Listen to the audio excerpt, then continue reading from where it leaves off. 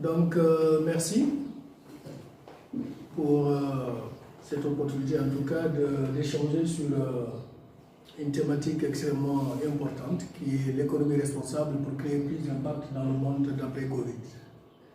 Je crois que ce thème est d'une importance capitale pour tous les pays et particulièrement le nôtre. Et je vais parler avec l'angle, avec le scoop des industries extractives, mais ce que je vais évoquer concerne pratiquement tous les secteurs. Donc, je crois que tous les secteurs vont s'y retrouver, mais quand je mets l'accent sur les industries extractives, comprenez-moi, et la présentation sera une présentation hybride, anglais, français. Merci. Donc, je crois que pour toute reprise économique responsable,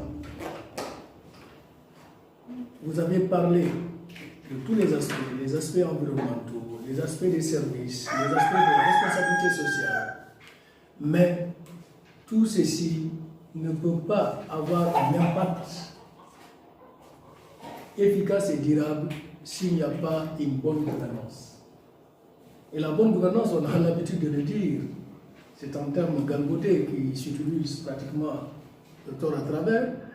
Et pour saisir cette notion, il faut avoir en tête au moins deux éléments essentiels.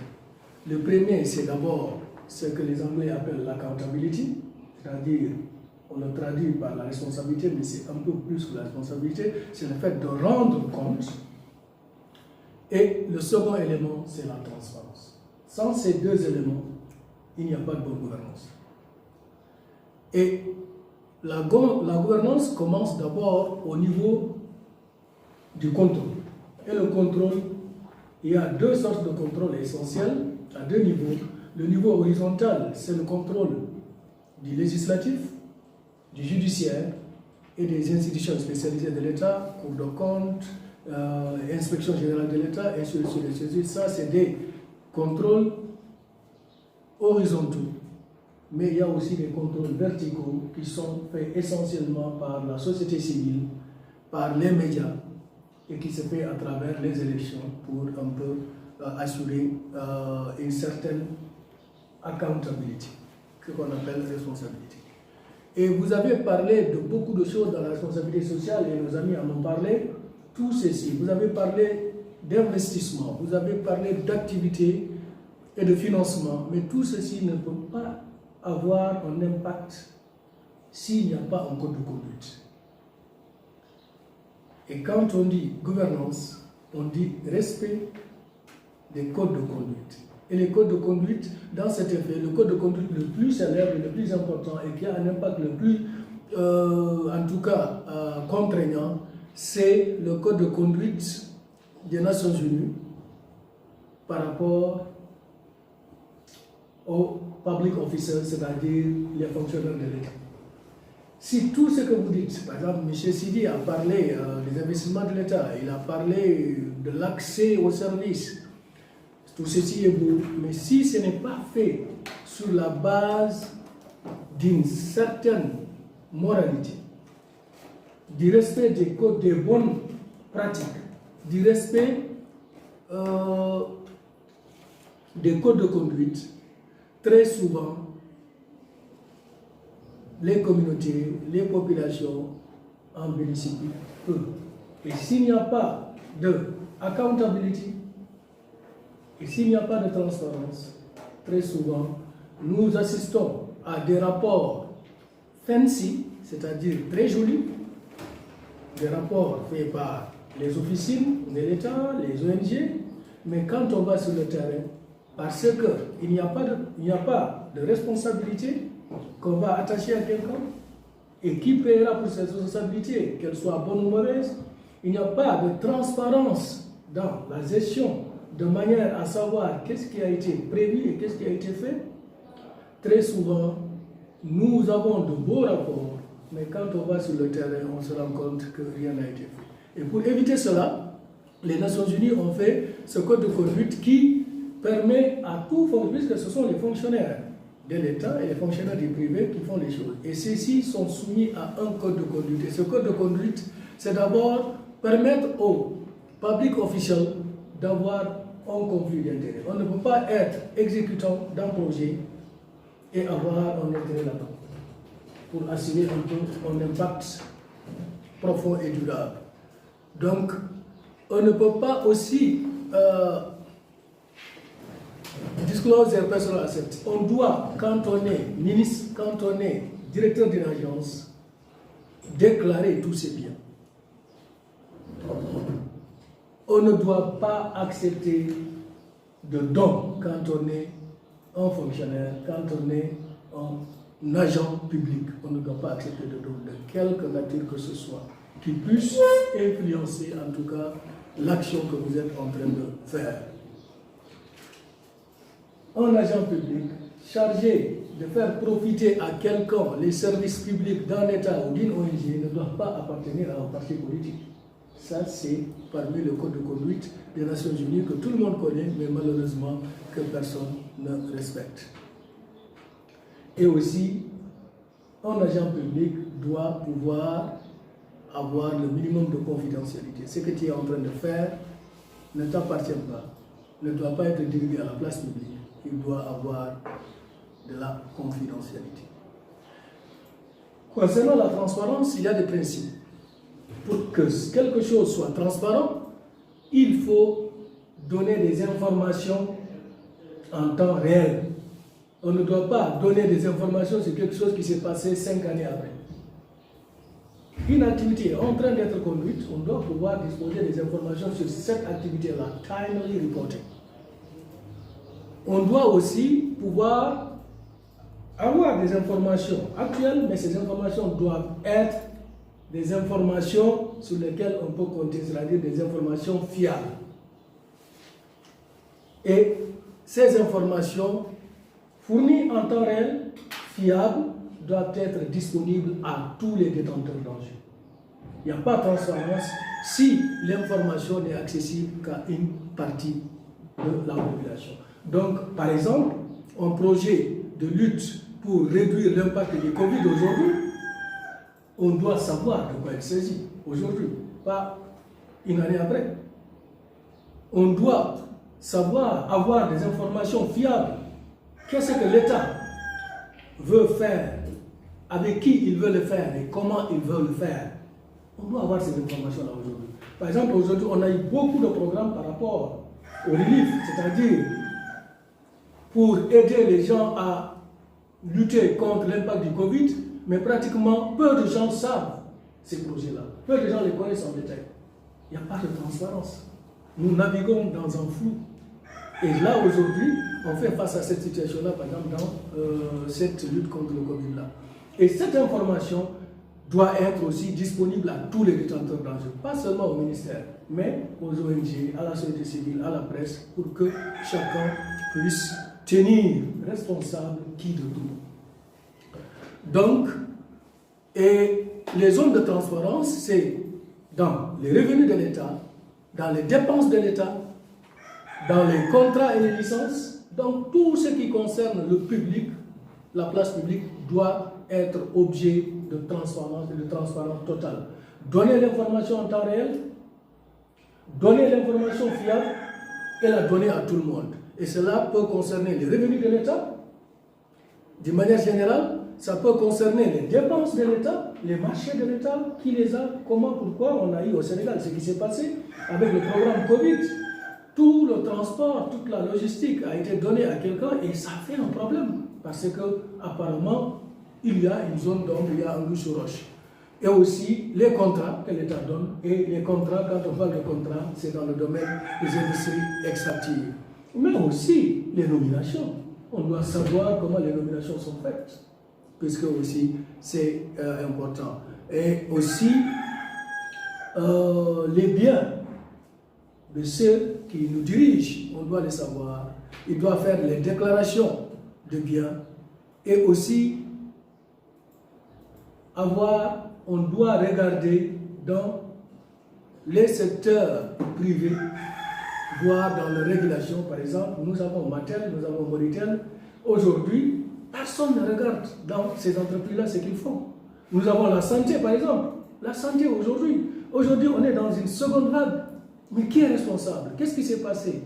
Quelqu'un, les journalistes, la société civile, comme j'ai dit, la transparence, l'accountability horizontale, c'est-à-dire le législatif, une commission d'enquête parlementaire peut aller voir ce qui se passe. Mais aussi la presse, les ONG peuvent aller voir ce qui se passe dans ça. Pourquoi il y a eu ces règles? Pourquoi, en tout cas, tous ces problèmes-là? Donc, si on a ces mécanismes-là qui existent, on va réduire les risques. S'il y a une autre crise comme la pandémie du Covid, et on va pouvoir s'en sortir et la juguler de manière plus efficace. Donc aussi, et pour ce qu'il y ait développement équitable et responsable, on doit pouvoir faire une redistribution équitable des richesses. Une redistribution équitable des richesses peut se faire à travers les fonds de péréquation, peut se faire à travers la redistribution, comme on le fait aujourd'hui, comme on prétend le faire avec le programme Covid, mais on ne le voit que la nuit. Il paraît que les gens qui donnent les sacs d'huile, et les bidons d'huile et les sacs de 25 kilos ne viennent que la nuit.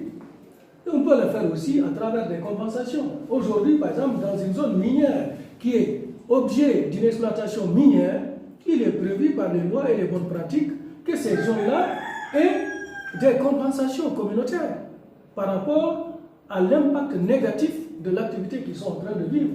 Ou bien, tout le secteur informel a été impacté par le Covid aujourd'hui.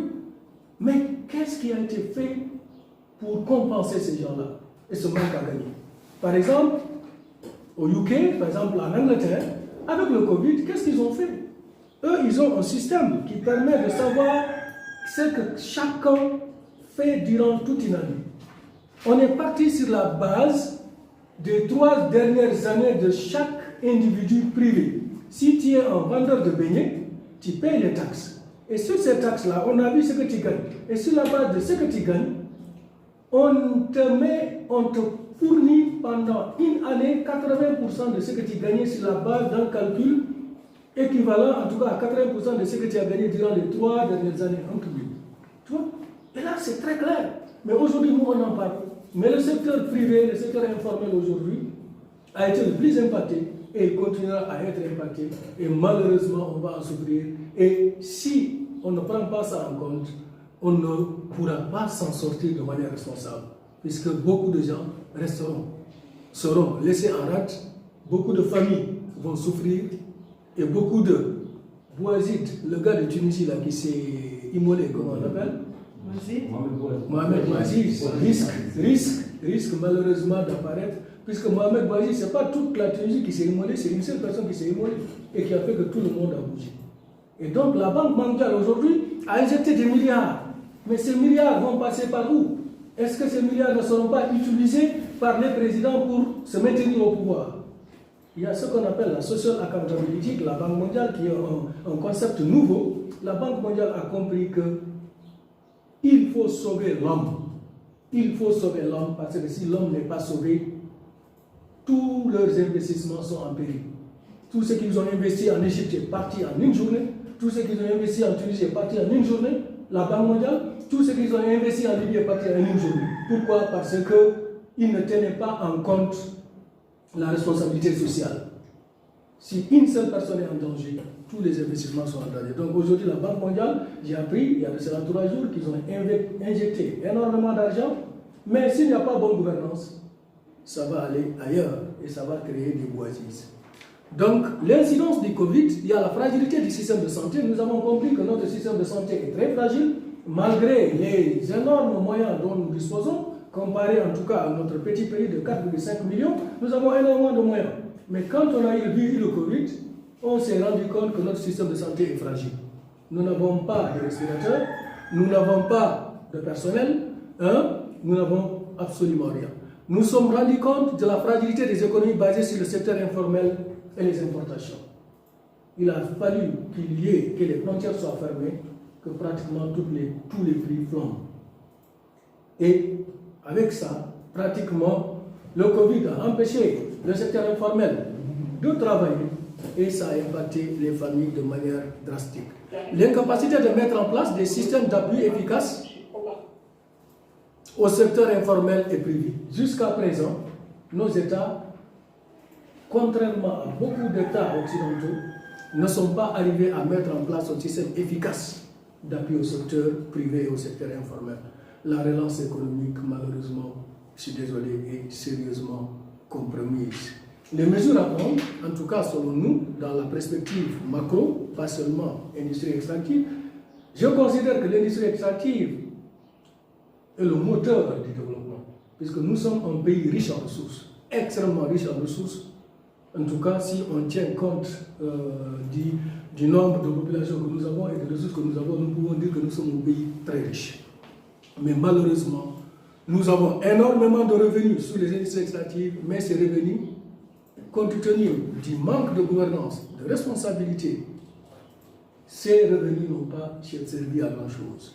Donc, mesures à prendre, lutter contre la corruption, améliorer la transparence, élaborer un nouveau code de conduite pour les employés du secteur public, puisque tout ce que nous faisons aujourd'hui, si les employés du secteur public et privé ne sont là qu'à faire de bons rapports et de beaux documentaires pour justifier ce qu'ils font, s'ils n'ont pas des codes qui les surveillent et sur la base desquels ils sont sanctionnés, comme a fait la commission d'enquête parlementaire aujourd'hui, même si c'est contextuel, c'est ce qui doit exister dans un état de droit, le contrôle horizontal par le législatif, par la presse, par les agences spécialisées de l'État. Si cela n'existe pas, on ne peut pas dire à quelqu'un d'être bon si rien n'est prévu.